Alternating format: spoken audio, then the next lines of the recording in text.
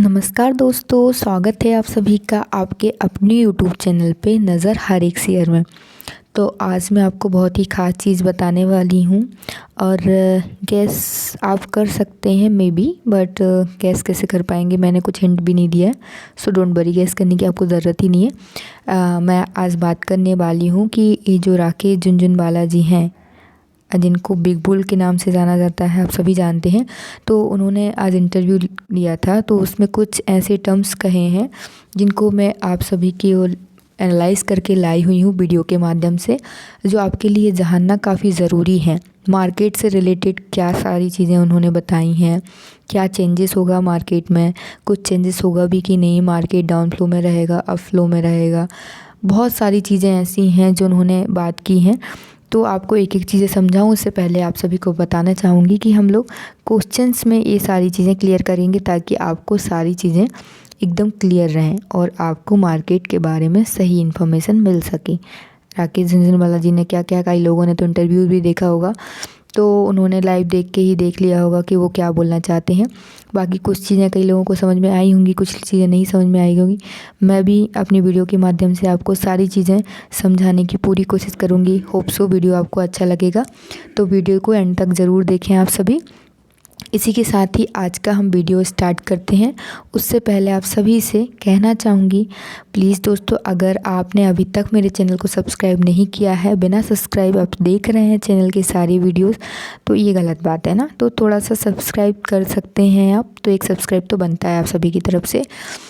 तो जल्दी से जल्दी आप सब्सक्राइब कर दें मेरी वीडियोस को और लाइक कीजिए और ज़्यादा से ज़्यादा शेयर करें। बस इतना ही चाहती हूँ आप सभी से।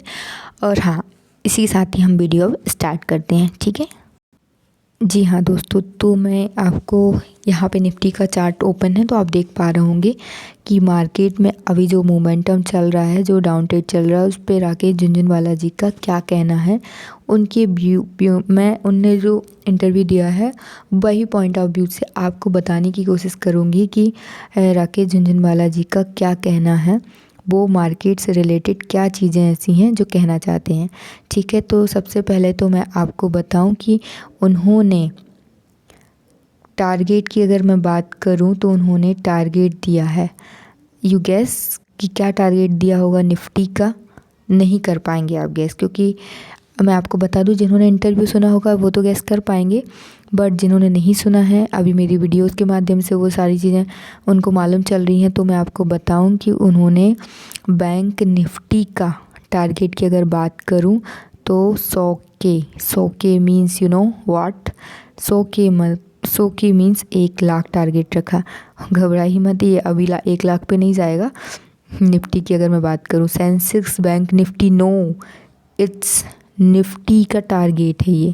तो निफ्टी का टारगेट 1 लाख बोला है, तो 1 लाख बोला है तो कुछ तो बात होगी ना, तभी तो 1 लाख बोला होगा। क्योंकि अभी मार्केट में कितने क्राइसिस चल रहे हैं। कल के दिन मार्केट एकदम से फ्लो हो गया था, डाउन फ्लो पे गया था, क्रैश हो गया था। तो आप समझ ही पा रहे हैं कि उनने अगर कुछ बात कही है, तो इतने बड़े इन्वेस्टर्स हैं, तो अगर कुछ बात कही है उन्होंने तो डेफिनेटली कुछ ना कुछ ऐसी चीज़ें सोच के ही कही होंगी। वो सारी चीज़ें भी आपसे डिस्कस करूँगी मैं। तो 1 लाख का टारगेट दिया है निफ्टी की अगर मैं बात करूँ, तो 1 लाख का टारगेट दिया, तो डेफिनेटली कुछ सारी चीज़ें उन्होंने एनालाइज करके ही ये सारी चीज़ें बोली होंगी। तो ये अभी की बात नहीं है, ये 10 साल का, मतलब 10-20 साल के आसपास, 2030 तक के आसपास हम देख पाएंगे इसको, ठीक है। ये अभी आपको देखने के लिए नहीं मिलेगा।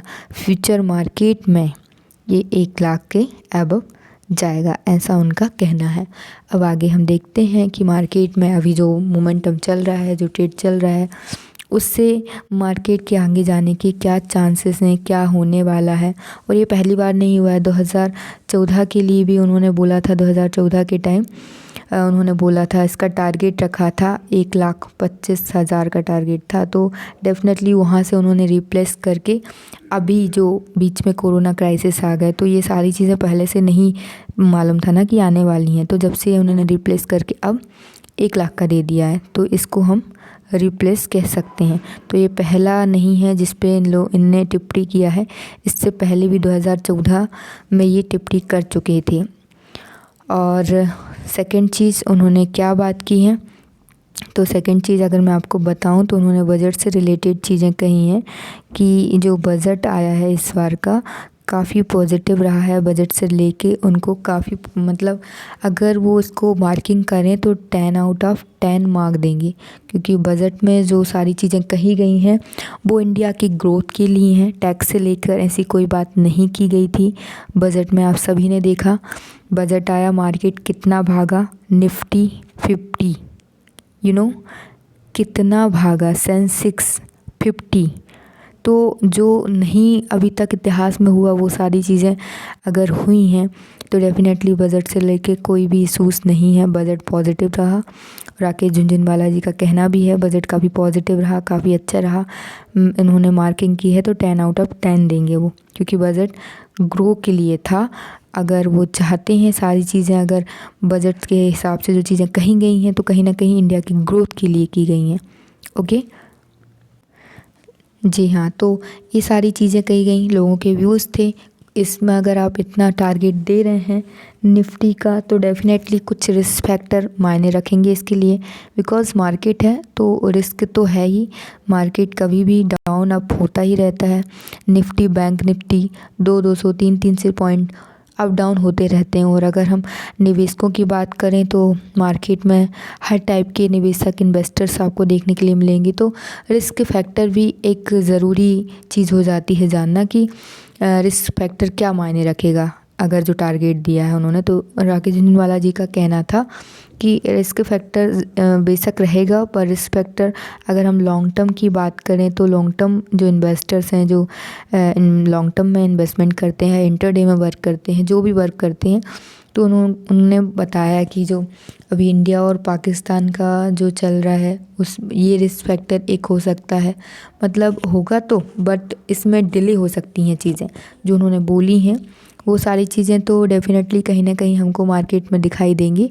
बट अगर मैं डिले की बात करूं और एक सबसे बड़ा मोस्ट इम्पॉर्टेंट फैक्टर आप सभी समझ गए होंगे कोविड-19, ये मार्केट को लेके काफ़ी ज़्यादा मतलब पॉजिटिव है इस टाइम, एक्टिव है, क्योंकि वापस से कोविड के केस एक्टिव हो चुके हैं दोस्तों। वापस से मार्केट में एक ऐसी चीज़ें आ रही हैं, ऐसा कहना चाहिए मार्केट को गिराने वाली चीज़ें आ रही हैं। कोविड के वापस से केस बढ़ रहे हैं तो फार्मा सेक्टर में हम देख पा रहे हैं काफ़ी डाउन मोमेंटम हो रहा है। अप डाउन ऐसे कर रहा है फार्मा सेक्टर। वैक्सीनेशन की जहाँ बात चल रही है वहाँ भी हम देख पा रहे होंगे कि कोई भी चीज़ की श्योरिटी नहीं है, ये चीज़ हम भी जानते हैं। बट जहाँ अगर हम वैक्सीनेशन की बात करते हैं, कोविड की बात करते हैं, वहाँ इस सारी चीज़ों पर चर्चा ऑटोमेटिक निकल ही आती है दोस्तों। तो कोविड एक मेन रीज़न स्टॉक मार्केट का डाउन मोमेंटम का हो सकता है। बेसिकली ऐसी कोई नेगेटिव न्यूज़ मार्केट में नहीं है, बट कल के दिन मार्केट का गिरना, कल मंडे मार्केट में गिरने का सिर्फ एक ही ये रीज़न था, कोविड की वजह से वापस से केसेस होने लगे हैं। लॉकडाउन की बातें चल रही हैं, लॉकडाउन का लगना अभी तय नहीं है दोस्तों। और राकेश झुनझुनवाला जी ने बताया भी कोविड फैक्टर अगर है तो उस पर बात भी की है कि महाराष्ट्र जो है वहाँ पे सबसे ज़्यादा केसेस देखने के लिए मिल रहे हैं। एक महाराष्ट्र और एक कर्नाटका, ये 2 राज्यों में सबसे ज़्यादा केसेस देखने को मिल रहे हैं। यहाँ की गवर्नमेंट भी काफ़ी ज़्यादा इसके लिए अलर्ट हो गई है और मतलब मास्क का भी काफ़ी ज़्यादा यूज़ कर रहे हैं और बता रहे हैं, सबको हिदायत दी जा रही है कि 2 गज़ की दूरी रखें और थोड़ा कोरोना से सेफ्टी रखें। तो डेफ़िनेटली हम इससे फ़ाइट कर पाएंगे, बिकॉज़ वापस से फ़ेज़ 2 में ये सारी चीज़ें हमको नहीं देखनी चाहिए दोस्तों, क्योंकि काफ़ी ख़तरनाक ये वायरस है। आप सभी ने देखा भी लॉकडाउन के टाइम कितना परेशान रहे सब लोग। तो थोड़ा सा आप सभी जो मेरी वीडियो सुन रहे हैं उन सबसे कहना चाहूँगी कि कोविड के लिए थोड़ा सा आप अलर्ट रहिए। ये एक मतलब मैं पर्सनली बोलना चाहती हूँ, बिकॉज़ आप देख रहे हैं केसेस वापस से हो रहे हैं, कहीं से भी हो, इससे मतलब नहीं है। हमको जो चीज़ें बोली गई हैं, जो मैंडेटरी हैं हमारे लिए, उनको अगर हम फॉलो करते हैं तो डेफ़िनेटली हम तो सेफ़ रहेंगे। हमारी वजह से कई लोग जो हैं हमारी फैमिलीज़ में हैं, जो हाँ एजेड हैं या जो बच्चे हैं, वो सेफ़ रहेंगे, क्योंकि हम लोग बाहर जाते हैं, काम करते हैं, कितने लोगों से मिलते हैं। कोविड किसी को भी हो सकता है, इससे मतलब नहीं है। तो हम सैनिटाइज़ का यूज़ करें, मास्क यूज़ करें, मास्क प्रॉपर तरीके से यूज़ करें। सबसे मेन चीज़ ये चीज़ है, भीड़ भाड़ वाले इलाकों में ज़्यादा ना जाएं। तो ये सारी चीज़ें बहुत ज़रूरी हैं दोस्तों, ठीक है। तो मैं वापस से वीडियो पे आ जाती हूँ, वीडियो की बात कर लेते हैं। ये सारी चीज़ें भी ज़रूरी थी, इसलिए मैंने आपको ये सारी चीज़ें भी समझाई। जी हाँ, अब हम किससे टारगेट दे रहे हैं, तो किस बेस पे दे रहे हैं।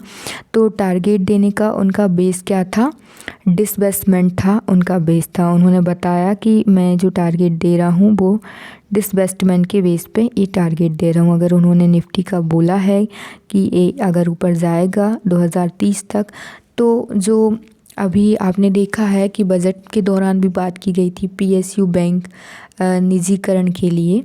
कुछ पीएसयू बैंक का निजीकरण 2 बैंकों का था, बट अभी आपने देखा होगा कि 4 बैंकों के निजीकरण की बात चल रही है। तो इस पे भी कई लोगों ने सवाल उठाए हैं, बोला है कि जब बजट में 2 की बात की गई थी तो अभी 4, ऐसा क्यों। तो ये सारे फैक्टर भी काफ़ी ज़्यादा मायने रखेंगे। इस अगर ये टारगेट राकेश झुनझुनवाला जी ने दिया है तो कहीं ना कहीं ये सारी चीज़ें भी निकल के आएंगी ही। तो अगर मैं आपको ये सारी चीज़ें बता रही हूँ तो कहीं ना कहीं आपको इससे एक जानकारी मिल रही होगी कि मार्केट में जो सारी चीज़ें चल रही हैं उनकी वजह क्या है दोस्तों। ये सारी चीज़ें आपके लिए जानना ज़रूरी भी था, और ज़रूरी इसीलिए है क्योंकि अगर हम मार्केट के बारे में नॉलेज नहीं रखेंगे तो हम आगे मार्केट में काम कैसे कर पाएंगे। डेफिनेटली मेरी वीडियो सुनने वाले बिगनर्स भी हैं, तो वो भी ये सारी चीज़ें सुनेंगे तो काफ़ी उनको मार्केट का नॉलेज भी होगा, और आगे भी वो इन्वेस्टमेंट के टाइम थोड़ा सा सोच के इन्वेस्टमेंट करेंगे ताकि उनको एक अच्छे प्रॉफिट पे काम हो सके। और अगर मैं लास्ट पॉइंट की बात करूँ तो मैं बिटकॉइन की बात करूँगी। जी हाँ, बिटकॉइन पे उन्होंने कहा है कि मैं इस पे बिल्कुल ट्रेड या निवेश नहीं करूँगा, बिकॉज़ कोई मतलब नहीं है। तो बिटकॉइन में उन्होंने एकदम निगलेक्ट ही किया है। अगर बिटकॉइन की बात करूँ तो क्रिप्टो करेंसी बिटकॉइन दोनों के लिए उनका व्यू नेगेटिव ही रहा है। उन्होंने एकदम मना किया है बिटकॉइन और क्रिप्टो करेंसी के लिए राकेश झुनझुनवाला जी ने। तो डेफिनेटली उन्होंने जो जो चीज़ें इंटरव्यू में कही मैंने आपको एक डिटेल से बताई। अगर मैं यही चीज़ आपको स्क्रीन के माध्यम से या गूगल सर्च करके बताती तो आपको शायद वो सारी चीज़ें इतनी जल्दी क्लियर नहीं हो पाती, या उन्होंने क्या, क्योंकि वो सब तो आप खुद ही पढ़ सकते हैं, मेरे को आपको इसमें बताने की ज़रूरत ही नहीं है। जी, तो अब हम इसमें थोड़ा चार्ट पैटर्न पे देख लेते हैं और इसी के साथ ही हम वीडियो को एंड करेंगे। तो चार्ट पैटर्न आज का आपने देखा ही, तो मोमेंटम काफ़ी अच्छा था मार्केट में। कल के मार्केट से आज के मार्केट में मोमेंटम काफ़ी अच्छा था। कल का मार्केट तो क्रैश मार्केट था, बट अगर आज बंद हुआ मार्केट तो पॉजिटिव ओपनिंग दिया। और डेफिनेटली कल का मार्केट भी, थर्सडे मार्केट का जो ओपनिंग रहेगा वो भी आपको एक पॉजिटिव ट्रेंड में दिखाई देगा। पॉजिटिव स्टार्ट होगा क्योंकि इसने पॉजिटिव क्लोजिंग दी है, इसलिए नहीं क्योंकि मार्केट में कोई ऐसी न्यूज़ नहीं है, कोई अपडेट नहीं है अभी, तो मार्केट अभी डेफिनेटली पॉजिटिव जाने वाला है। तो आई होप सो आपको वीडियो पसंद आया होगा जो मैंने राकेश झुनझुनवाला जी का इंटरव्यू बताया, तो आपको वीडियो अच्छा लगा होगा। इसी के साथ ही वीडियो को यहीं पे समाप्त करती हूँ। धन्यवाद दोस्तों।